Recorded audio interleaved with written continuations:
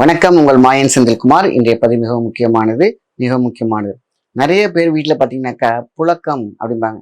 இல்லைன்னா ரொம்ப புழுக்கமாக இருக்குப்பா, ஒன்றுமே வார்த்தைகள் முன்னேறல.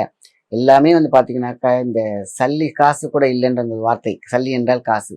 அதே மாதிரி என்ன சொன்னால் துட்டு இல்லை அப்படிம்பாங்க. இதெல்லாம் அந்த காலத்து வார்த்தைகள்.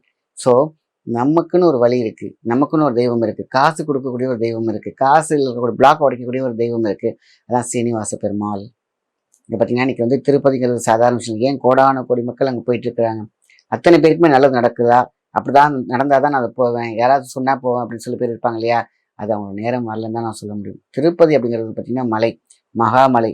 அந்த திருப்பதி உள்ளர ஒரு மகா சுரங்கமே இருக்குன்னு சொல்லுவாங்க. அப்படின்னா நீங்கள் நினைக்கிற மாதிரி தங்கம் போகலாம் இல்லை, ஆசீர்வாதம், அவருடைய கண் பார்வையும் அவருடைய எனர்ஜியும் அவருடைய கருணையும் இருந்தால் வாழ்க்கை திருப்பியம். அதான் சொல்லுவாங்க இல்லையா, திருப்பதிக்கு போயிட்டு வந்தால் திருப்பம் வரும்னு சொல்லுவாங்க. இந்த திருப்பம் அப்படிங்கிறது பார்த்தீங்கன்னா நம்ம வாழ்க்கையில் இருக்கக்கூடிய மைனஸை அப்படியே ப்ளஸ் ஆக்கும்போது நடக்கும் ஒரு திருப்பம் இருக்குது பார்த்தீங்களா, அந்த திருப்பம் அது சரணாகதி எப்படி இருக்குன்னு பார்ப்பாங்க. சொல்லுவாங்க இல்லையா, அவர் உத்தரவு இருந்தால் மட்டுமே திருப்பதி போக முடியும், அவர் கூப்பிடவே மாட்டேங்கிறாரு. நம்ம எவ்வளோ ட்ரை பண்ணி வச்சுருக்கேன், அந்த காசுலாம் எடுத்து வச்சுருக்கேன், ஆனால் ஏதாவது செலவாயிடுது, அவருக்கு போக முடியல, அவருடைய அழைப்பு இன்னும் வரவில்லை. இப்படி தான் நீங்கள் சொல்ல கேள்விப்பட்டிருப்பீங்க. எப்படியாவது நம்ம திருப்பதி அந்த மலை ஏழுமலையான போய் ஒரு தடவை சந்திச்சுட்டு வந்துடுங்க. போயிட்டு வந்தோடனே என்ன வீட்டில் செய்யணும், இதுதான் விசேஷம். போகிறதுக்கு முன்னாடி நல்லா வேண்டிட்டு போவீங்க. அங்கே நடக்கக்கூடிய லட்டுகள், அந்த தரிசனங்கள், அது எவ்வளோ பெரிய விஷயங்களை போய் வேண்டிட்டு வருவீங்க. நிறைய பார்கென் இருக்கும், அதான் சொல்லுவாங்க, நிறைய விஷயங்கள் சொல்லுவாங்க.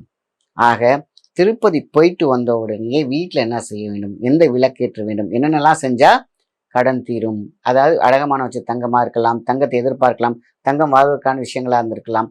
இதெல்லாம் பார்த்தீங்கன்னா ஓப்பனிங். நீங்கள் போயிட்டு வந்தோன்னா மிகப்பெரிய ஒரு சார அம்சமான ஒரு சக்தி உங்கள் பின்னாடியே இருக்கும். ஏன்னா நீங்கள் போயிட்டு வரும்பொழுது வெறும் எனர்ஜியோட வர மாட்டீங்க, வெறுங்கையோட வர மாட்டீங்க, மிகப்பெரிய ஒரு சக்தியோடு தான் வருவீங்க. அதுதான் பணத்திற்கான வழிமுறை. இந்த மணி மேனிஃபிகேஷன் இருக்கக்கூடிய எனர்ஜியோடு தான் வருவீங்க. அதுதான் அல்ட்ரா வயலட். தேவன் பெருமாள் கொடுக்கக்கூடிய விஷயம். பெருமாள்னா என்ன தெரியுங்களா, பெரிய மால், பெரிய பணம். ஸோ அப்படிப்பட்ட ஒரு விஷயத்த நம்ம வீட்டுக்கு வந்தோடனே என்ன பண்ணணும்? ஸோ பெருமாளுக்கு பிடிச்ச மிகப்பெரிய ஒரு பச்சை கற்பூரம் இருக்குது பார்த்தீங்களா, அதனால விளக்கேற்றணும். வீட்டுக்கு வந்த உடனே எல்லாரும் இதை மறந்துடுறாங்க. எடுத்தோடனே பார்த்தீங்கன்னா போயிட்டு வந்த திருப்தியில் இருக்காங்க. வந்த உடனேயே பச்சை கற்பூரத்தால் நம்ம என்ன பண்ணுறோம், வீடு ஃபுல்லாக நம்ம கற்பூர ஆராத்தி பண்ணணும். கற்பூர ஆராத்தி. அப்போ கற்பூரம் என்ற வார்த்தையே பூரம், பூரணாகதி, பூர்த்தின்னு அர்த்தம். நீங்கள் போயிட்டு வரீங்க பார்த்தீங்களா, அந்த பூரணாகதி பூரணத்தில் பூர்த்தியாக இருக்க வேண்டும். பூர்த்தியாக இருந்தால் மூர்த்தி நம்மில் சிறந்து இருப்பார். மூர்த்தினா என்ன, அத்தனை சக்திகளும். மூர்த்தி என்றால் பெருசு, சொல்லுவாங்களே மகா பெரிய அப்படின்னு சொல்லுவாங்க. இதுதான் மிக அற்புதமான விஷயமாக கருதப்படுகிறது. அடுத்தடுத்த வீடியோக்களை தொடர்ந்து பார்த்து சப்ஸ்கிரைப் பண்ணிக்கோங்க. நன்றி.